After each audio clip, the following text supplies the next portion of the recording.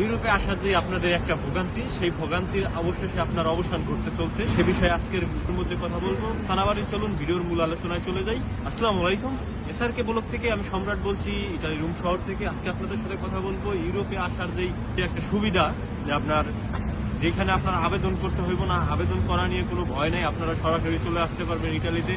সে বিষয় নিয়ে আজকে কথা বলবো এবং এই ভিসার জন্য আপনারা কিভাবে অ্যাপ্লাই করবেন সে বিষয় নিয়ে আজকের ভিডিও।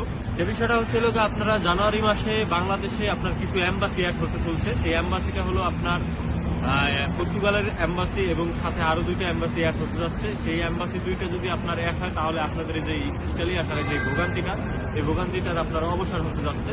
আপনারা এই এম্বাসি থেকে কিন্তু আপনারা নিজেরাই আপনারা আবেদন করতে পারবেন, আবেদন করে কিন্তু ইউরোপে চলে আসতে পারবেন। সেটা ইটালি হোক, ফ্রান্স হোক, জার্মান হোক, বা আপনার পর্তুগালি হোক না কেন, বা স্পেনই হোক না কেন, এই কয়টা রাষ্ট্রে কিন্তু আপনারা সহজেই চলে আসতে পারবেন। এই যে আপনারা এম্বাসিতে আপনারা কথা বলবেন বা আপনারা এই এম্বাসিতে যে অ্যাড হইবেন বা আপনারা যে আবেদন করবেন, এজন্য কিন্তু অবশ্যই আপনাদের লোকের দরকার আছে। এই লোকের মাধ্যমে আপনারা আবেদন করতে পারবেন। আর এইখানে কিন্তু টাকার অঙ্কটা কিন্তু অনেক বেশি হবে। তো যারা আর কি 10, 12, 15-র মধ্যে আছে, তারা এখানে আপনারা আবেদন করার চেষ্টা করবেন না, কারণ আপনাদের টাকা মাইর খাওয়ারই সম্ভাবনা বেশি থাকবে। এই যে এম্বাসিগুলো যদি আপনার জানুয়ারি মাসে চলে আসে, তাহলে আপনারা যে ইউরোপে আসবেন, ইউরোপে আসার সম্ভাবনাটা কিন্তু আপনাদের অনেক বেড়ে যাবে।